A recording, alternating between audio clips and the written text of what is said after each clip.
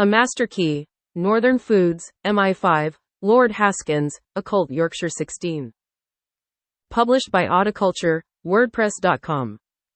Here is the intellectual and emotional antecedent of creation spirituality, Pierre Teilhard de Chardin's assertion that evolution has become a spiritual inevitability in our time. Suddenly mere schooling found itself elevated from its petty, despised position on the periphery of the known universe into an intimate involvement in the cosmic destiny of man, a master key too important to be left to parents. John Taylor Gatto, Underground History of American Education. So where does all this leave me? Do I think my grandparents, my uncles and aunts, my father, were involved in, victims of the sexual abuse of children disguised as sociological research and/or radical leftist reform? Or simply that they were that way inclined?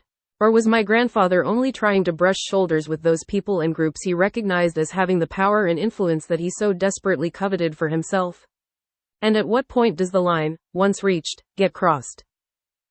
While I was researching all this, I got hold of copies of letters between Alec Horsley and Bertrand Russell, as well as a couple sent to Victor Gollancz and the rather cursory replies from his secretary.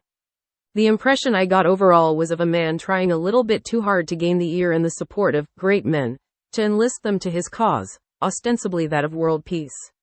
Alec mentions several donations he has made, or is willing to make, to these men, in tandem with invitations for them to attend various meetings or lunches which he is setting up in the name of the cause.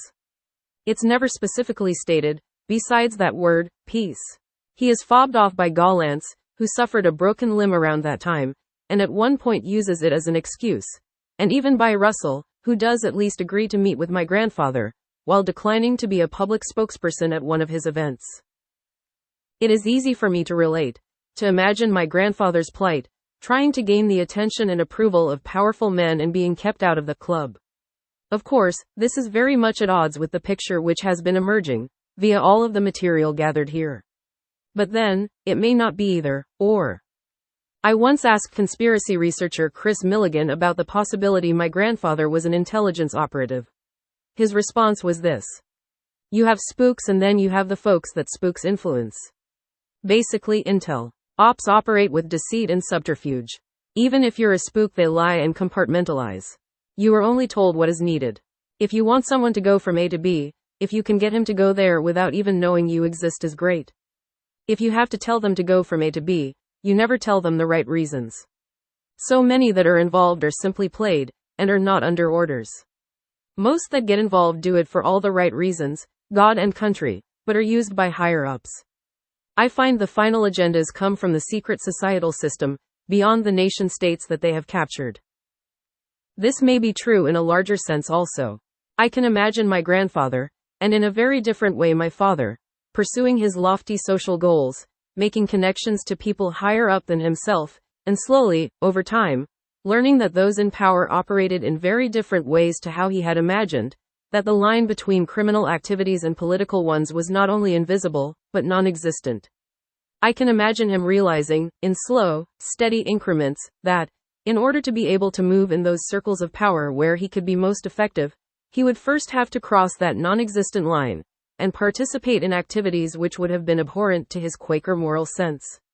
And then discovering, over time, that these seemingly heinous activities were not merely the perks of the powerful, but also, in some strange and alien sense, the means to some higher goal that was, at least to some degree, in accord with my grandfather's own goals.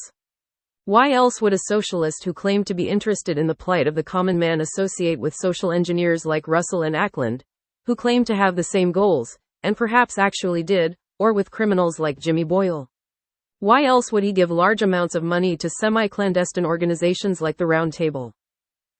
In Dandy in the Underworld, my brother writes how Alec's house set the scene for the first business meeting between Gordon White and James Hansen, both of whom became lords, and later were known as Lord of the Raiders, Ref. Hansen and White were controversial figures who were notoriously devoted to making a fast buck using any means necessary. White was written into the script of Oliver Stone's Wall Street as Sir Larry Wildman, played by actor Terence Stamp, and Hansen went Hollywood in his own way, having affairs with Audrey Hepburn, Gene Simmons, and Joan Collins. If these were the sorts of people my grandfather considered desirable bedfellows, Clearly his political and ethical principles were a lot more flexible than we grew up believing. And, by all accounts, Alec's personality was anything but a liberal or compassionate one. He was unanimously described by his children, and by my mother, as a bully. One of the things his bullying was in service to was achievement. He pushed all his children, but especially the males, ruthlessly to excel, whether it was at tennis or at school. Perhaps he practiced the Fabian evolutionary theory of stress? Henry Stewart remembers when he was working on News on Sunday, the radical newspaper he helped my father to found in 1987. One of the investors was Alec Horsley, founder of Northern Foods. His son, Nick Horsley, was chair of the company. I remember we were taking a group of investors round the company a month before launch. One of my colleagues was explaining the finances and said, the break-even is sales of 800,000 copies a week. This outraged Alec. Though he was all of 85 at the time, he grabbed my colleague by the lapels and forcefully stated, break-even is not the point. Don't you dare talk about break-even. The aim of a business is to make a profit. PDF. Alec's core values can also be gleaned by the legacy he left behind him, that of Northern Foods, which, under the steerage of my father and then Lord Haskins, became one of the largest food corporations in Europe and was, indirectly at least, via its partnership with Marks and Spencer, a major supporter of Zionism, as well as an early adopter of GMO food. This is very far from Alec's supposedly humble origins as a Quaker and a man of the common people. The official record, Wikipedia, states that my father took early retirement due to a rare genetic wasting disease. The truth, as always, is more complex. In 1986, he tried to change horses and pursue his first ambition of writing journalism by helping to fund the radical tabloid News on Sunday. The project was a disaster.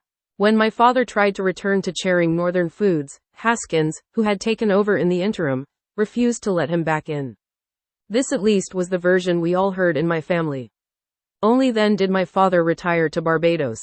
His prime of power and influence was in the early 1980s, when Northern Foods was at its peak and I was venturing into the troubled waters of adolescence. My memories of my father from this time are of a man sitting in his armchair with a drink, hiding behind the Sunday paper, seemingly terrified of any kind of meaningful contact. Naturally, his awkwardness transferred to me and I found it excruciatingly difficult to be around him. The trouble he had walking, or even getting out of his chair, only added to the pain I felt on seeing him. It was also during this period, 1980 to 83, that my father served as chairman for a consultative group on industrial and business relations at the BBC, a fact I only recently found out by reading his Wikipedia page, recently created by unknown persons, which cites the Guardian obit. This is the same BBC that turned a blind eye to the rape and sexual assault of up to 1,000 girls and boys by Jimmy Savile in the corporation's changing rooms and studios. Ref. By which I don't mean to suggest that my father was one of those blind eyes, only that, once again, the proximity to abuse is striking. My strong sense, regarding my father and all of this intrigue, is that it relates directly to why he always hated his own father and never forgave him, even after Alec had died. Of course, there was the bullying from an early age, which presumably had a lot to do with my father ending up taking over the mantles of Northern Dairies and turning it into Northern Foods, as well as his futile attempt to escape that fate by traveling around North America and marrying my mother. But I suspect there was a deeper reason for the recrimination, one that related to that wolf in sheep's clothing, and to my father's own slow, inexorable journey of discovery, regarding the true nature of power and the price of aligning with it. The power originally represented by the world which he had set out to reform, and the power that was slowly revealed as the legacy which he'd inherited. Simply put, if in some sense my father was deceived into picking up the family business and the Horsley cause, under the impression that it was a means to bring about social reforms for the good of all, what must he have gone through on beginning to realize that the ends being served were those of the ruling class and always had been, and that the common man was, as made explicit in Bertrand Russell's Scientific Manifesto, never meant to be anything but eggs for an elitist omelet? The wolf would seem to be more nakedly apparent in the career trajectory of my father's successor as chairman, Lord Haskins. Haskins went from Northern Foods, where he strongly advocated the adoption of GMO products, to being a key player in Tony Blair's new Labour government. Before that, in 1997, while still at Northern Foods, Haskins was placed in charge of something called the Better Regulation Task Force, BRTF, a program set up by New Labour to free business from red tape and save bosses from what they see as unnecessary restrictions on their profits. Ref. The BRTF was also involved in reviewing the standards in hospitals and care homes. Fit person criteria. A review of the criteria used to judge people's suitability for certain occupations. Early education and day care. Long-term care. We said in May 1998, it is essential that a clear distinction is made between mandatory requirements, focused on the safety and protection of those in care, and benchmark, or as we describe them, aspirational, standards. The Better Regulation Task Force Report PDF download, emphasis added. After the Islington Care Home scandal of 1993, there can be no doubt that the Labour government was fully aware of the sexual abuse that had been occurring in care homes. And while Jimmy Savile's predations within the NHS hospital system weren't exposed until 2015, they were ongoing in the 1990s. The question of whether the BRTF was involved in a genuine cleanup or merely a cover-up is one that clearly needs to be raised. In Statism by Stealth, New Labour, New Collectivism, Martin McElwee and Andrew Tyreen, MP, write. The state's regulatory role has also been greatly extended in care homes and private hospitals. The Care Standards Act 2000 sets out all the areas in which ministers may now make regulations, for private hospitals, care homes and boarding schools. It sets up the new Care Standards Commission, empowered to regulate all private and public care homes. While care homes have long been subject to some degree of regulation, the new commission enjoys unprecedented powers. Persons wishing to become care workers will have to register with another new body, the General Social Care Council, emphasis added. Haskins was chairman of BRTF from 1997 to 2002. He became a baron of the British Empire in 1998, and was recruited by Blair as Rural Tsar in 2001. The steps, or initiation rites, he had to take to make the transition from CEO to the House of Lords are unknown, to me at least. Nor do I have any plans on asking him. Haskins also belonged to the Centre for European Reform, CER, a lobby group which, according to a well-referenced article at Wikispooks, is closely associated with the American Enterprise Initiative and Atlantic Council, and appears to have both UK and US intelligence connections as part of the UK's role as an agent for the US in the EU.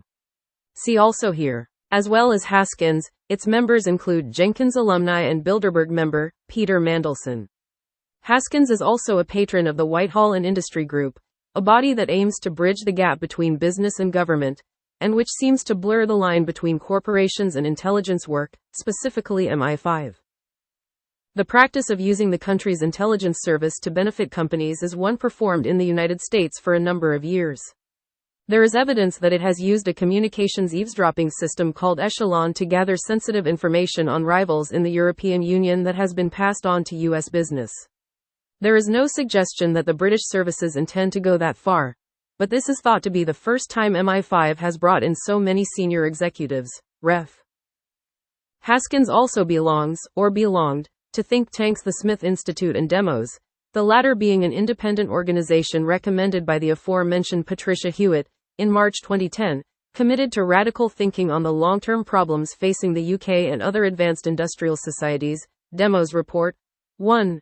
The Demos Advisory Council includes CER board member and editor of the New Statesman Ian Hargreaves, and Roy Jenkins' protégé David Marquand. Whatever Haskins' affiliations with the ruling class and their abusive policies, he appears to have fallen from grace quite dramatically in 2005. When he was expelled from Labour for giving a donation to a young Liberal Democrat, Danny Alexander. Apparently there are rules against backing more than one horse in British politics. But considering the kinds of infractions that are simply business as usual within the higher echelons of power, it seems more than likely that somebody in those echelons was only waiting for a convenient reason to oust Haskins, and that he provided them with this opportunity. Maybe it was even a setup for this express purpose. From my own point of view, in the light of what I have come to believe about power politics, his being scapegoated in this way can only speak in his favor. I have almost no memories of Chris growing up, besides his Irish brogue and his love of whiskey and the fact that he liked to joke a lot. I spoke to my sister about him recently, and all she remembered was how afraid we were of having to stay with him and Gilda, because of how strict Gilda was with us. The last time I saw Chris was at my father's wake, in Hull. He was the main speaker, a fact I found darkly ironic. I had intended to speak, but when I nodded to my uncle Jeffers to do so, for some reason he took the nod as my declining, and ended the ceremonies. I wasn't too regretful. The whole thing felt cursory to me. My father had already been cremated in Barbados. I've avoided writing directly about Haskins until now because of his allegiance with power and the sensitivity of the material which I'm discussing. You do not stir up a hornet's nest without a good reason, until you are ready to face the consequences, and/or the time has come to deal with the problem once and for all. At a certain point, for me at least, the consequences for not speaking out began to seem more severe than those for speaking. People are getting older and then they die. Peace remains unmade, truths remain concealed, traumas unhealed. Part of my fear of making this public is less reprisals than denials. Not that I expect anyone in my more distant family, besides the cousin I am in contact with, to do more than ignore this. But perhaps even that feels fraught to me, because maybe the worst response is none at all. But then, there are deeper reasons to speak out than being heard. 1. From Demo's Quarterly Issue 11 1997, The New Age, A Religion for the Future? By Paul Heelas. Finally, at the world-affirming pole, spirituality is seen as a straightforward means to external success. The emphasis is on power, on tapping what lies within to obtain results in what amounts to, anthropologically speaking, magical fashion. The radical world rejecter sees capitalistic modernity as irredeemably flawed, while the radical world affirmer supposes it can be made to work even better. Inner spirituality informs very different new worlds from that of an intrinsically spiritual realm to living as a spiritually informed person, enjoying inner growth alongside external life, and maximizing what capitalism has to offer.